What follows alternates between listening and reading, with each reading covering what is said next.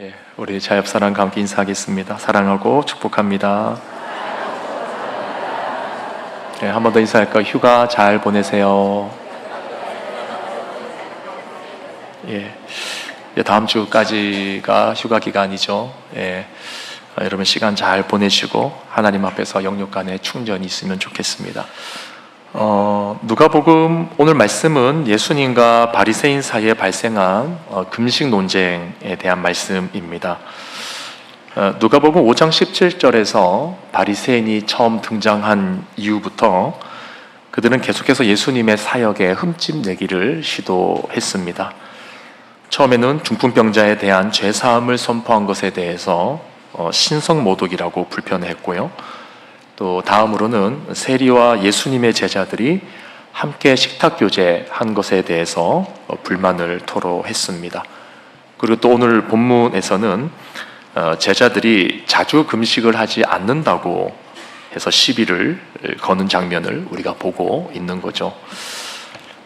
여러분 어쩌면 우리 안에도 이런 바리새인들과 같은 이 불만이 가득 차 있을지도 모릅니다.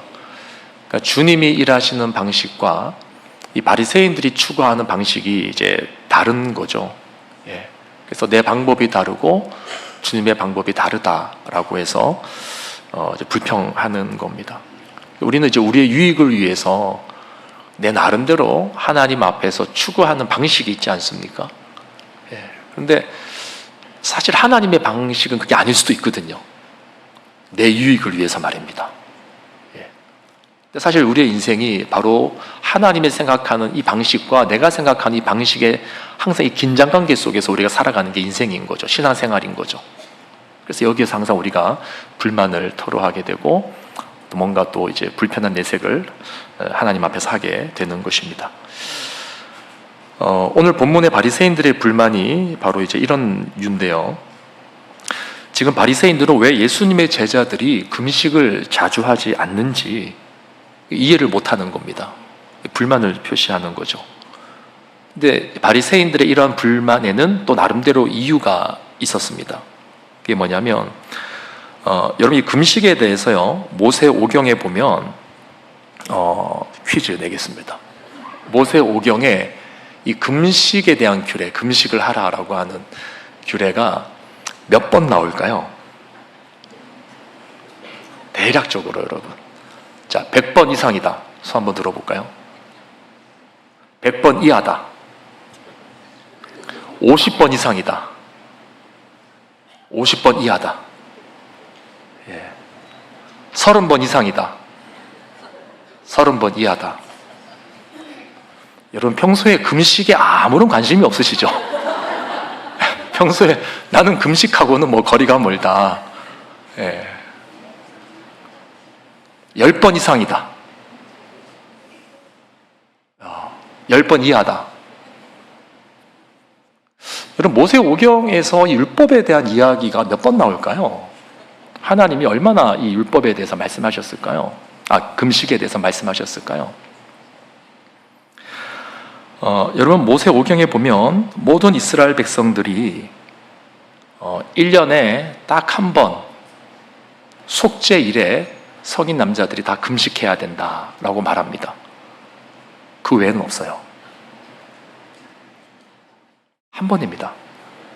여러분 지금 속에 갑자기 막 이렇게 평안함이 찾아오시죠? 거 봐. 내가 안 하는 데는 다 이유가 있어. 내가 성경적으로 살고 있는 거야. 그런데 이제 스가랴서 7장, 8장으로 넘어가면서 이 시기가 그들이 이제 그 바벨론 포로기를 거치는 시기 아닙니까? 이 포로기를 거치면서 율법에서 명령한 것 외에 1년에 추가적으로 금식하는 장면들이 나옵니다. 몇 번 했을까? 이들이 1년에 4번 금식을 했습니다. 예. 자, 근데 이런 금식 문화가 이제 신약 시대까지 계속해서 이어지는 거예요. 그 예수님 시대 이 바리새인들은 얼마나 금식을 했을까? 자, 처음에는 1년에 한 번이었습니다. 그리고 포로기를 거치면서 1년에 4번이에요. 물론 이제 4번이라고 할 때 한 번 자체가 뭐 하루 이렇게 말하는 건 아닙니다. 그러니까 이제 어떤 그 기간을 말하는 건데 그런 기간이 4번이었다는 거예요. 예. 그리고 이제 예수님 시대에 이 바리새인들은 이 금식을 어떻게 지켰냐면 일주일에 2번씩 금식을 했습니다. 꽤 경건한 바리새인들은요. 그러니까 1년에 한 번 해서 일주일에 2번씩이니까 이게 지금 굉장히 많이 횟수가 늘어난 거죠. 근데 그 이유가 뭐냐? 바로 이스라엘의 온전한 독립을 위해서, 하나님이 주시는 그 나라의 회복을 위해서 그들 스스로가 먼저 자발적으로 회개하는 모습을 보여야 된다고 생각을 한 거예요. 회개하는 경건한 모습을 보여야 된다. 그래서 필요한 게 금식이라고 생각한 것입니다.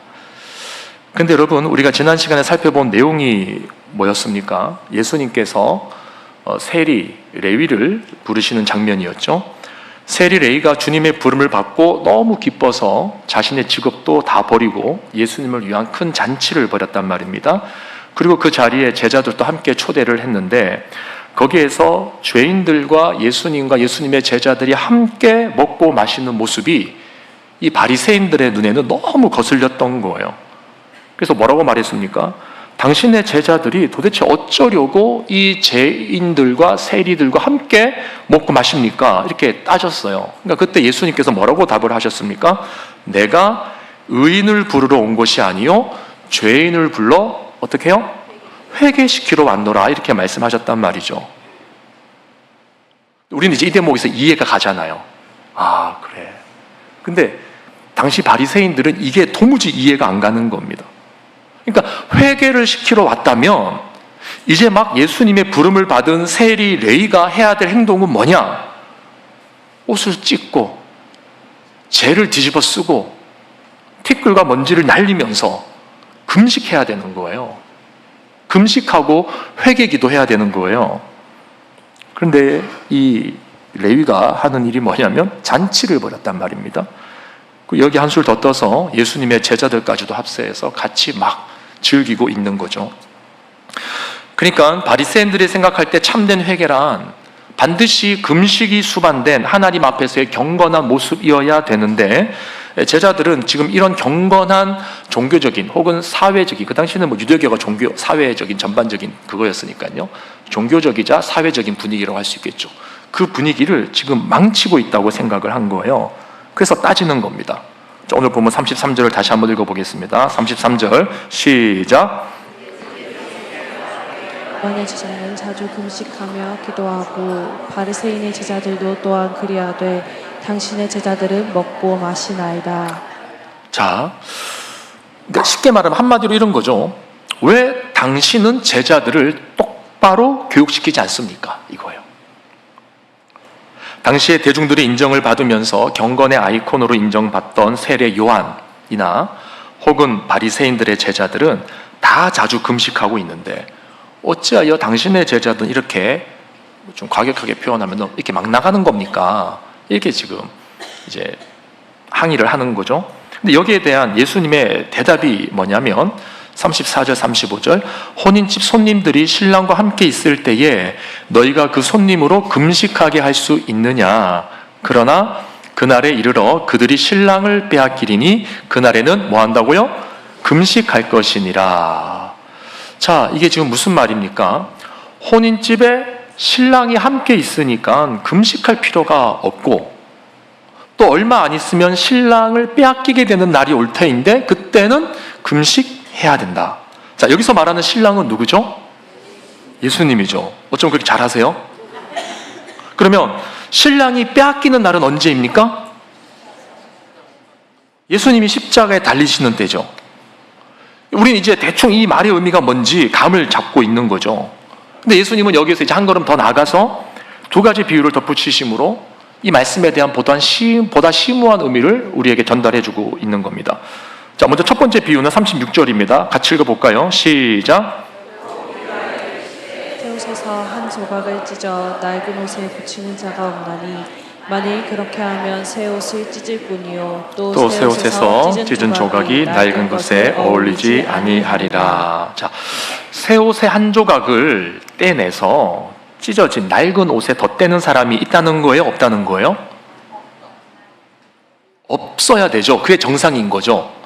새 옷을 찢어가지고 잘라가지고 헌옷, 겉옷에 낡았다고 거기다가 탁 갖다 대면 그 말이 안 되는 거죠.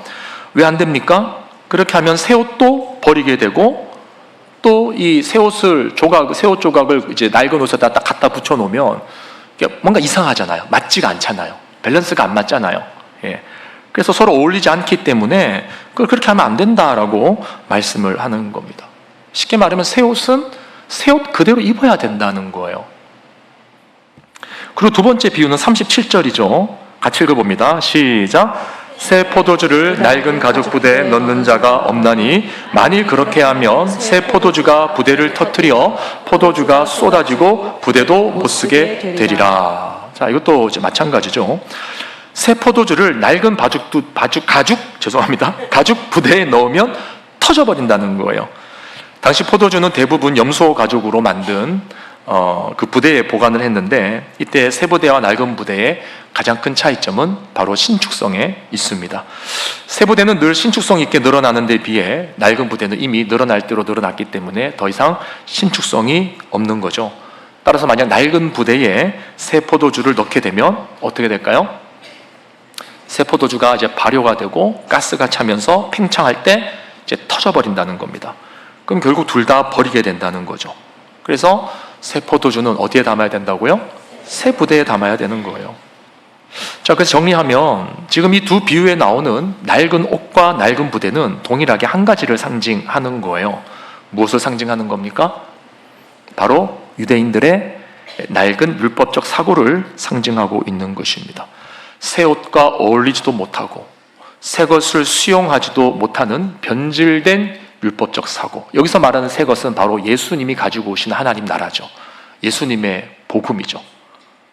또 간단히 말하면 예수님 자체이죠. 이것을 받아들이지를 못하는 거예요. 그 이유가 뭐냐? 낡은 부대를 포기하지 못하기 때문이라는 것입니다. 낡은 그들의 율법적 사고를 포기하지 못하기 때문이라는 거죠.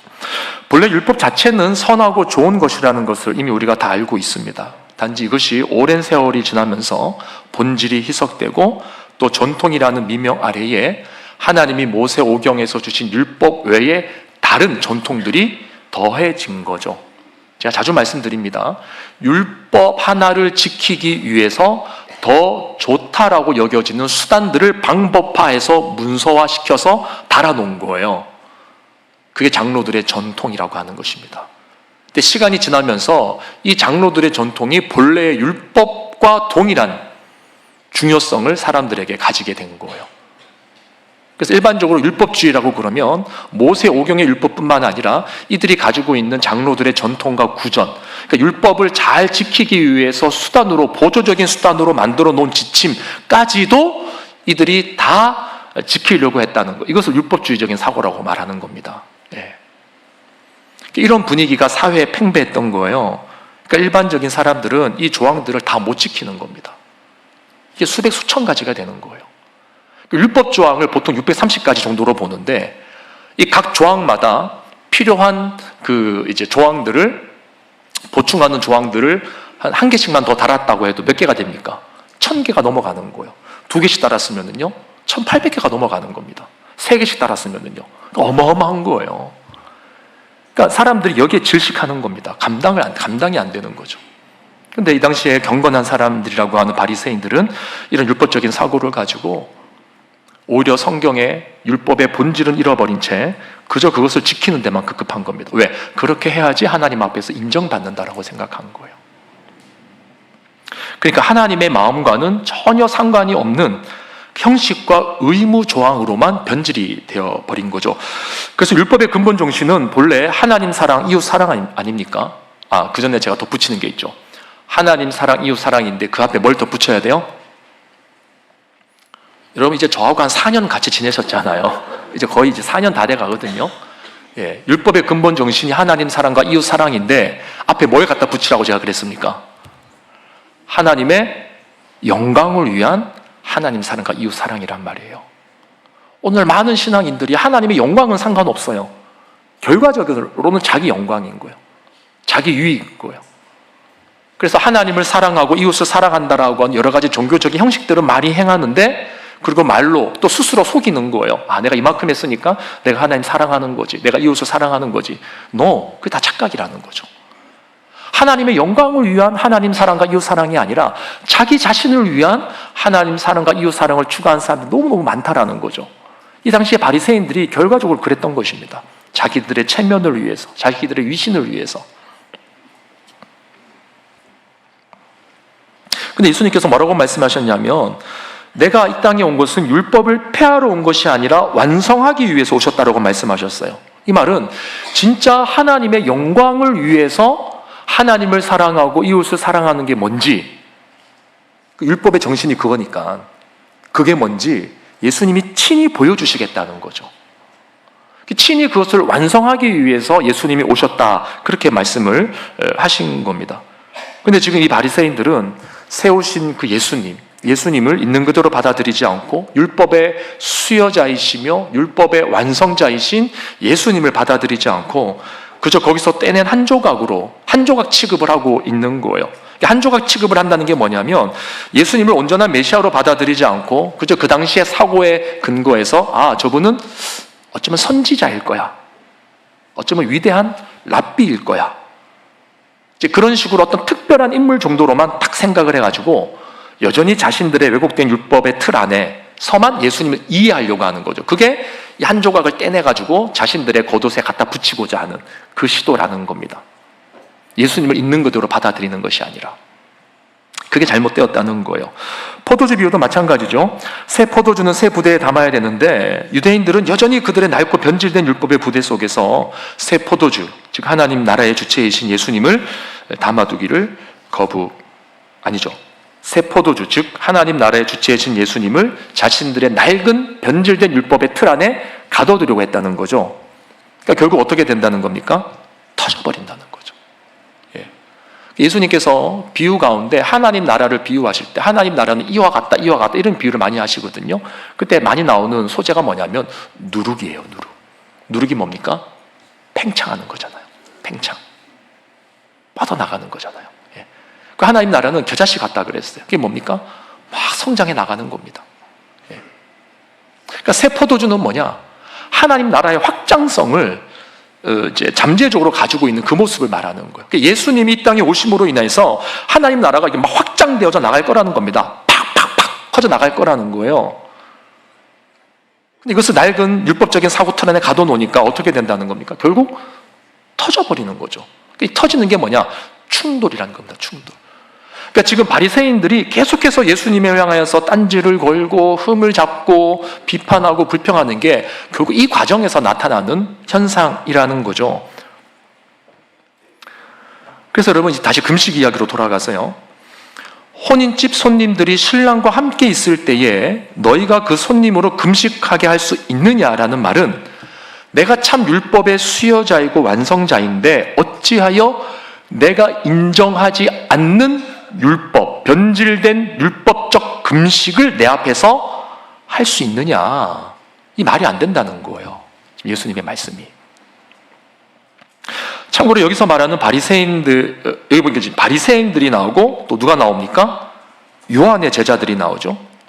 바리새인의 제자들의 금식, 요한의 제자들의 금식 두 가지가 나오는데 이 바리새인들의 제자들의 그 금식은 뭐냐면 쉽게 말하면 자신의 위치를 드러내기 위한 수단으로 과시용으로 하는 금식을 말하는 겁니다. 이걸 가리켜서 외식하는 모습이라 그러는 거죠. 외식적 금식.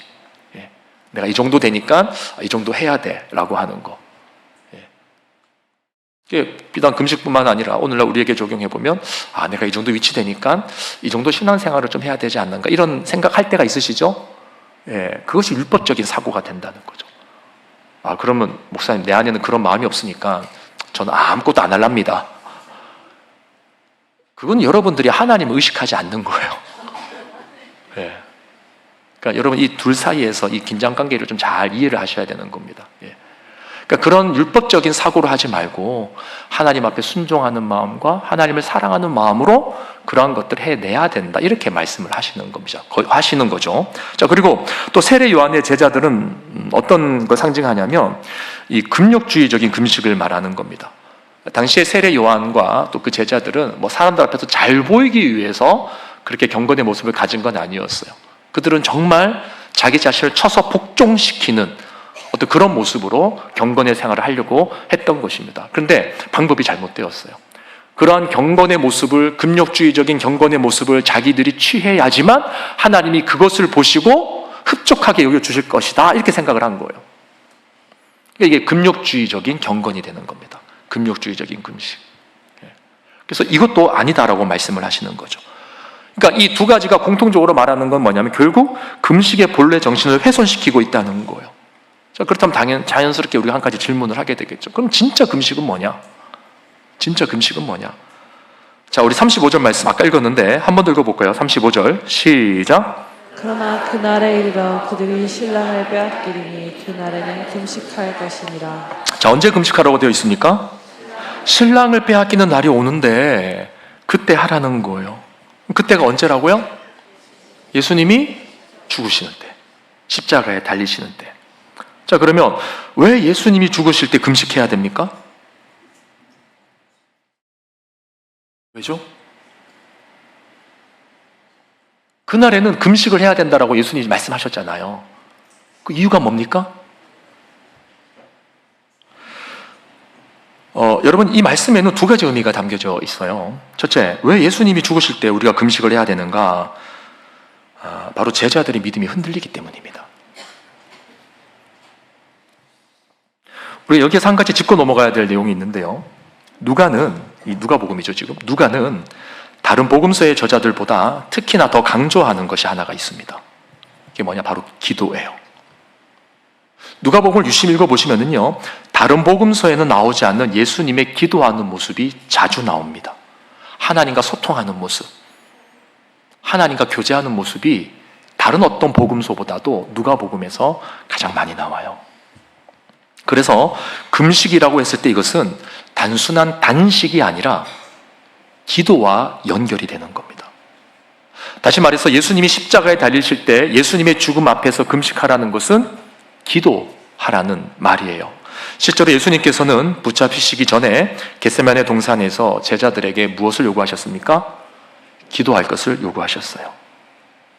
십자가에 달리시기 전에 마음이 너무 괴로우신 거죠. 힘들고 어려우신 거죠. 그리고 무엇보다도 제자들이 믿음을 잃고 시험에 들까봐 걱정하신 거죠. 그래서 제자들을 불렀습니다. 나와 함께 같이 기도하자. 근데 제자들은 어떻게 했어요? 상황이 어떻게 돌아가는지도 모르고 쿨쿨 잠만 잤죠. 그래서 예수님께서 뭐라고 하셨습니까? 너희가 나와 함께 1시간 또 이렇게 깨어 있을 수 없더냐? 시험에 들지 않게 깨어 기도하라. 바꿔 말하면 진짜 금식이란 뭔가? 그것은 예수님과의 관계에 초점을 맞춘, 예수님과의 관계가 흐트러지지 않기 위해서, 하나님과의 관계가 가장 우선이 되기 때문에 내 인생을 살아가면서 그 관계가 흐트러질 때 그때 해야 될 게 뭐라고요? 금식이라는 거예요. 금식. 중요한 건 관계라는 것입니다. 십자가의 죽음이 구속사적으로는 모든 성도들에게 은혜가 되는 사건이지만 당시 제자들의 입장에서만 보면 굉장히 힘든 사건인 거죠. 그것은 제자들의 믿음을 약화시키는 사건이었고 결과적으로 제자들로 하여금 예수님을 배반하고 도망치게 하는 사건이었던 것입니다. 따라서 예수님이 그걸 알고 계셨어요. 그래서 하시는 말씀이 뭐냐? 앞으로 너희들이 금식할 때가 오는데 언제냐? 그때가 언제냐? 너희들이 믿음이 흔들리고 나를 배신하고 싶을 때, 나와의 관계가 깨어질 때, 나와의 관계가 멀어질 때, 그때 너희들이 금식해야 된다는 거예요. 기도해야 된다는 거예요.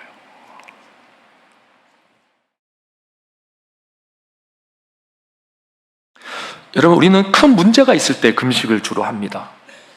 큰 문제가 있을 때. 뭐 그 자체가 나쁘다고 볼 수는 없습니다. 근데 이 금식을 하다 보면 마지막에 나오는 결론은 항상 그런 것 같아요. 내가 원하는 바를 꼭 이루기 위해서 금식하러 들어갔지만 사실 시간이 지나면서 누가 항복을 합니까? 하나님이 항복을 해요? 내가 항복을 해요?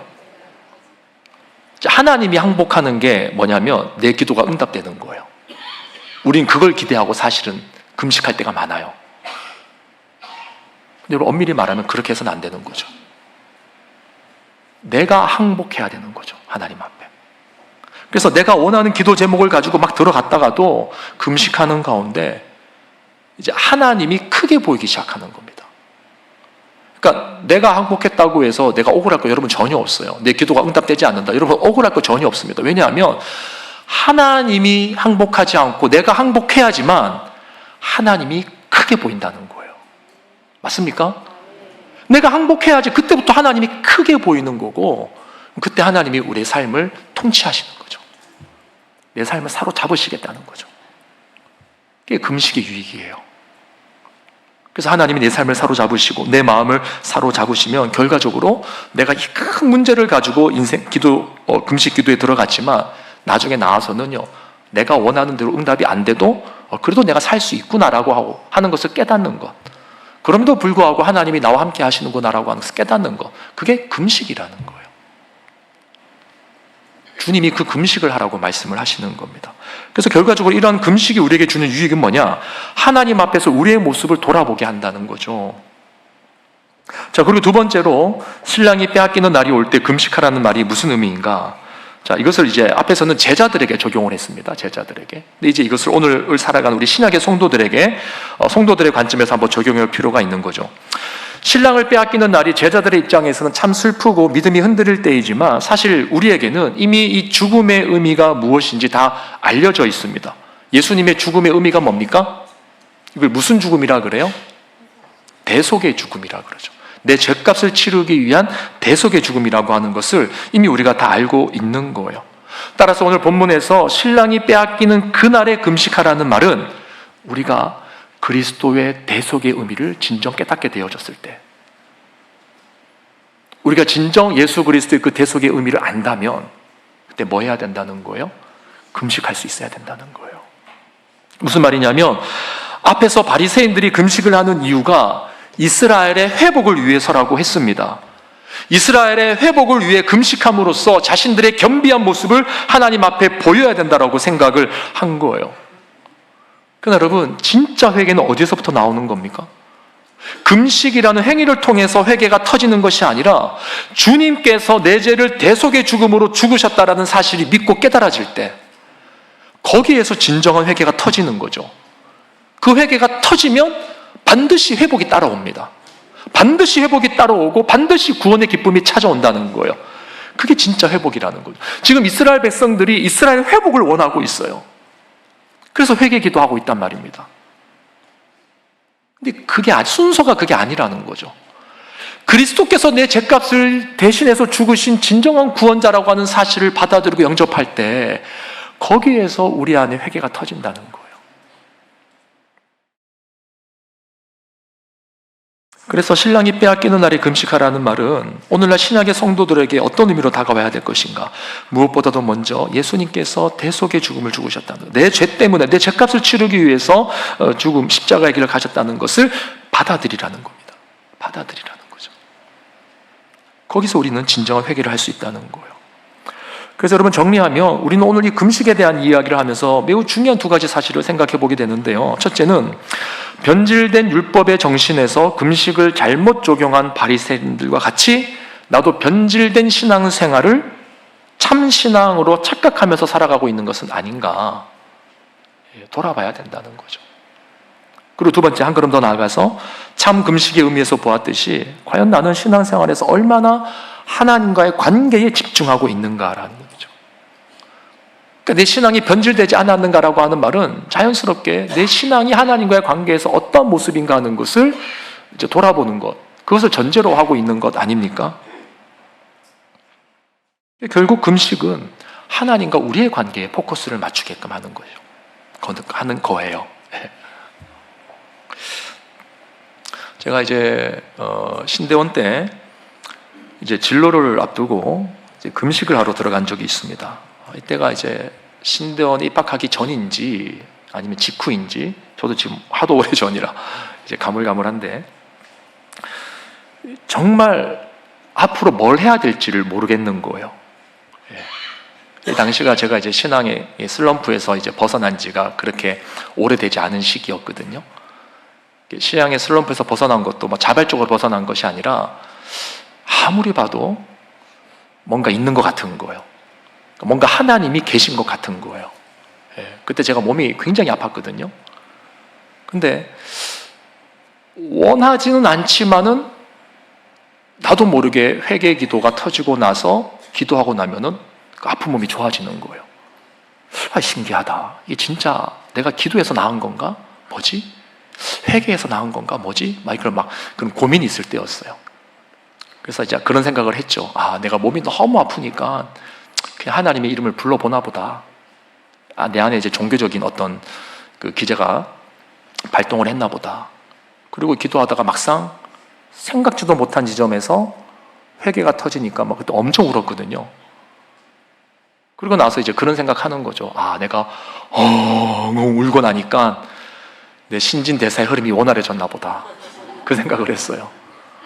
뭔가 마음에 응어리지고 있던 게 뭔가 확 쏟아져가지고 뭔가 이제 마음에 이제 좀 평안이 와서 스트레스가 좀 해소돼서 그래서 내 몸에 영향을 줬나 보다. 그래서 몸이 좋아졌나 보다. 그런 식으로 이제 합리화를 시켰어요. 그런데 또 몸이 또 아픈 거예요. 또 아파지는 거예요. 그래서 이제 이런 비슷한 경험을 한 3번 정도를 제가 합니다. 하고 나니까 그때부터 갑자기 두려운 마음이 딱 드는 거예요. 위에 계신 저분이 막 믿겨지지는 않는데 뭔가 있는 것 같다라는 생각으로 이렇게 울며 겨자 먹기 식으로 신학교에 복학을 한 때였어요.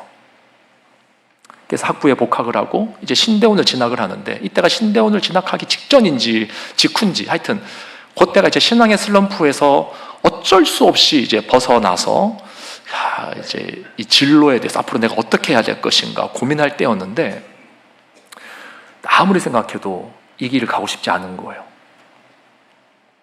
정말 죽었다 깨어나도 사역을 하고 싶지 않은 거예요. 이 교회 안에서 이 사역하는 게 너무너무너무 싫은 거예요. 그래서 안 되겠다. 일단 금식해보자 한번. 그래서 이제 3일 동안 금식을 하러 갔습니다. 근데 이제 출발하기 전에 어떤 분이 갑자기 저에게 책을 한 권 선물해 주셨어요. 경건서적을 선물해 줬는데 이제 그 앞에 이제 표지에 보니까 이제 한 줄을 적으셨더라고요. 상렬아, 하나님이 너와 함께 하신다. 이렇게 적고 책을 주셨어요. 근데 저는 지금 이제 진로에 대해서 너무 고민할 때라서 그 책을 보지도 않고 그냥 덮어두고 그냥 고맙습니다 그러고 책을 내팽겨두고 그냥 이제 기도원을 간 거예요. 기도하러 간 거예요. 근데 이제 가는 중에 이제 버스 안에서 이제 고향 친구가 저한테 문자를 하나 보냈습니다. 근데 그 문자의 내용이 뭐냐면 제가 그랬거든요. 나 지금 너무 힘들다. 내가 앞으로 뭐 해야 될지 모르겠다. 내가 기도하러 간다. 기도에 같이 해줘라. 이렇게 이제 기도 부탁을 한 때였어요. 그러니까 이제 이 친구가 저한테 답장이 온 것 같아요. 그래서 뭐라고 하냐면 다른 말이 없고 하나님이 너와 함께 하신다. 이렇게 답장이 온 거예요. 저는 이제 기도 부탁을 했으니까 되게 상투적으로 그냥 받아들인 거죠. 그냥 대수롭지 않게 받아들였습니다.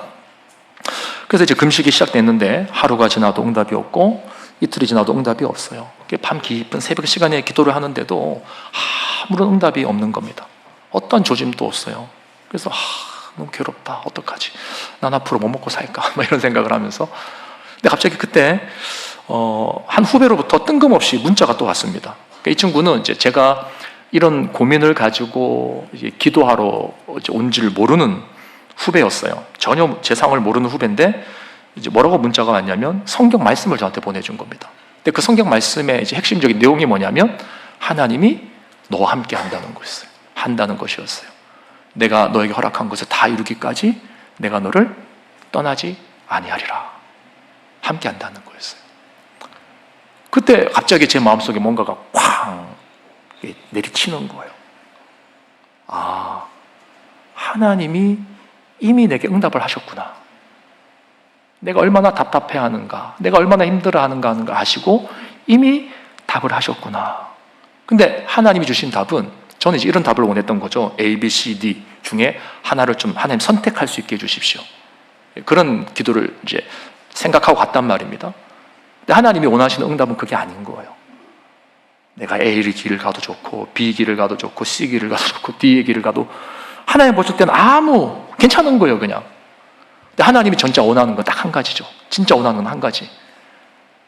나와 동행하겠니라는 거였어요. 나와 동행하겠니? 내가 너와 함께하고 있다는 거를 네가 믿니? 그거였어요. 그거. 그것만 내 안에 이루어지면 사실 다른 것은 뭐 사실 상관없잖아요. 그렇죠? 따지고 보면. 여러분, 이게 저는 하나님의 크심을 경험하는 거라고 생각해요. 하나님의 크심을 경험하고 그분이 진짜 살아계신 하나님이라고 내 삶 속에 와닿을 때, 내 마음 속에 새겨질 때, 그때 내가 가지고 들어갔던 기도 제목은 더 이상 문제가 안 되는 거죠. 그러니까 중요한 건 뭐냐면 관계라는 거예요. 관계. 하나님과 내가 함께 있는가? 하나님이 나와 함께 하시는 분임을 내가 믿는가? 지금 이 비유를 통해서 주님이 이 바리새인들에게, 제자들에게 주시고자 하시는 메시지는 분명합니다. 나를 받아들이라는 거예요. 나와 이 관계를 회복하라는 거죠. 이거 없이 너희들이 아무리 종교적인 생활을 하고 율법적인 의무를 행한다고 할지라도 그건 어떠한 유익도 너희들에게 주지 않을 것이다. 그 말씀 하시는 거죠. 문제는 뭐냐? 우리가 이걸 원치 않는다는 거예요. 자, 39절을 볼까요? 마지막으로 39절 다 함께 읽어봅니다. 시작. 새 것을 원하는 자가 없나니 이는 묵은 것이 좋다 함이니라. 자, 한번 읽어볼게요. 시작. 묵은 포도주를 마시고 새 것을 원하는 자가 없나니 이는 묵은 것이 좋다 함이니라. 지금 이 사람들이 새 부대를 준비할 형편이 안 돼서, 형편이 못 돼서 새 포도주를 담지 못하는 것이 아니라 사실은 새 포도주 자체를 원하지 않기 때문이다. 이렇게 예수님이 꼬집어서 말씀하시는 겁니다. 하나님과의 관계가 중요하다는 것 우리가 다 알죠. 예수님과의 관계가 중요하다는 것 우리가 다 알죠. 그러나 실제 우리의 삶을 돌아보면 우리는 원치 않는다는 거예요. 묵은 포도주를 마시고 새 것을 원하는 자가 없나니 이는 묵은 것이 좋다 함이니라. 그러니까 예수님이 불편한 겁니다. 예수님을 내 인생의 구주로 받아들여서 그분 안에서 내 삶이 새롭게 세팅되는 게 그 불편한 거예요. 지금 이 유대인들은 자신들의 변질되고 왜곡된 율법적 사고에 갇혀 있기를 그냥 좋아하는 거예요. 그냥 이대로 쭉 갔으면 좋겠습니다. 쭉 갔으면 좋겠습니다. 그냥 예수님이 뭐 그렇게 특별한 분이라고 한다면 그냥 한 조각 떼내서 그냥 우리의 삶 속에 그냥 좀 갖다 덧붙이는 정도? 그냥 랍비 정도로, 그냥 선지자 정도로, 그 정도로만 우리가 받아들이면 좋겠습니다.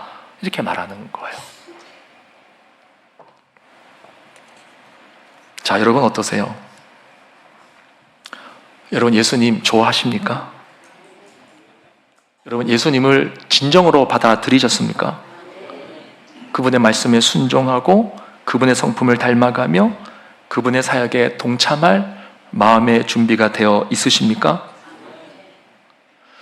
결국 우리는 내 나름대로의 종교적 형식을 버리려고 하지 않고 정말 주님이 중심된 신앙생활에는 별 관심이 없는 그런 화석화된 신앙으로 살아갈 때가 얼마나 많은가 하는 것을 돌아봐야 된다는 거예요. 여러분 기억하십시오. 예수님이 새 옷이에요. 새 옷. 예수님이 새 포도주이십니다. 처음에는 나하고 맞지 않는 것처럼 보여요. 처음에는. 근데 사실은 그 새 옷을 입고 그 새 포도주를 담아 두어야지만 새로운 인생이 펼쳐지는 겁니다. 이미 예수님께서는 이 모든 새로운 삶을 약속을 해주셨어요. 그래서 이 사실을 깨달은 바울은 로마서 8장에서 이렇게 선포하는 겁니다. 우리 같이 한번 읽어보겠습니다. 시작. 그러므로 이제 그리스도 예수 안에 있는 자에게는 결코 정죄함이 없나니 이는 그리스도 예수 안에 있는 생명의 성령의 법이 죄와 사망의 법에서 너를 해방하였음이니라.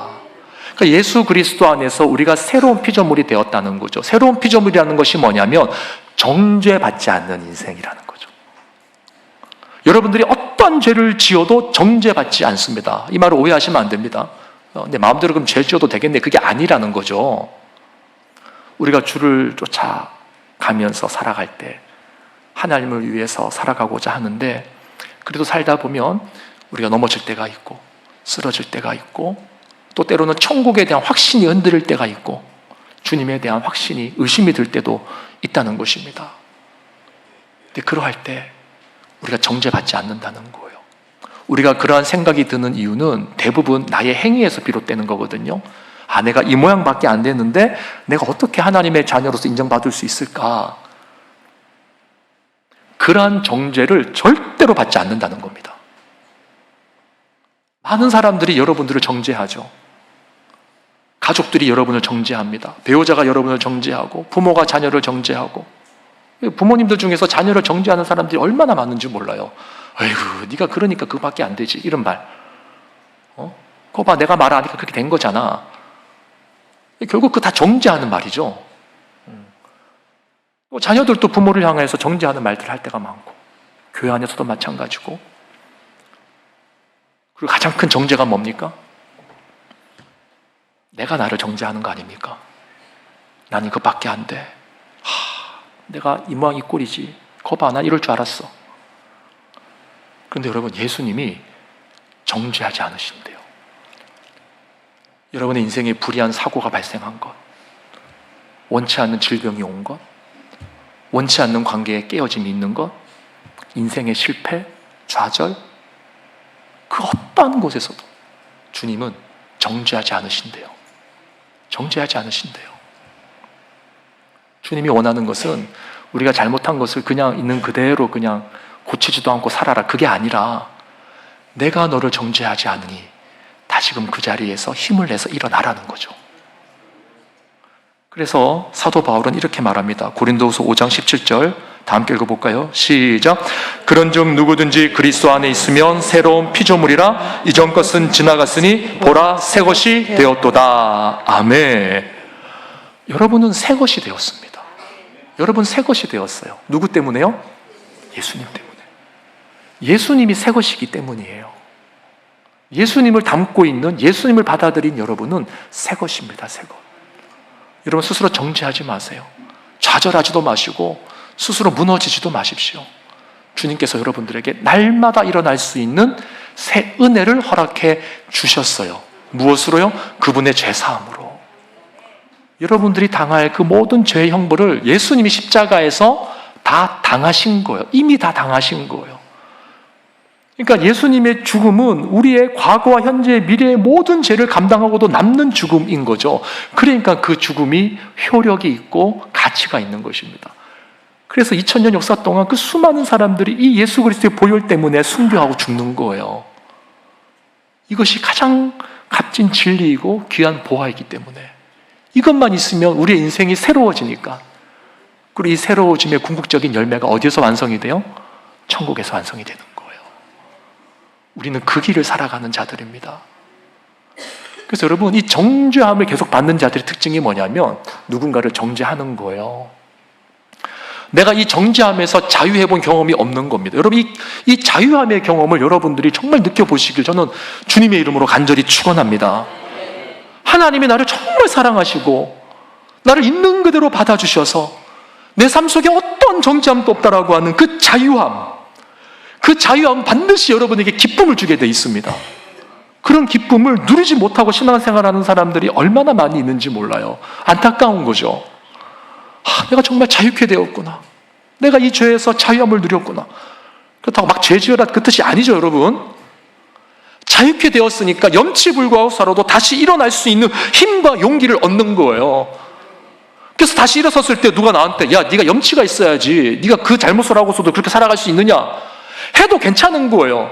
죄송합니다. 제가 정말 죄송합니다. 정말 제가 죽을 죄를 지었습니다.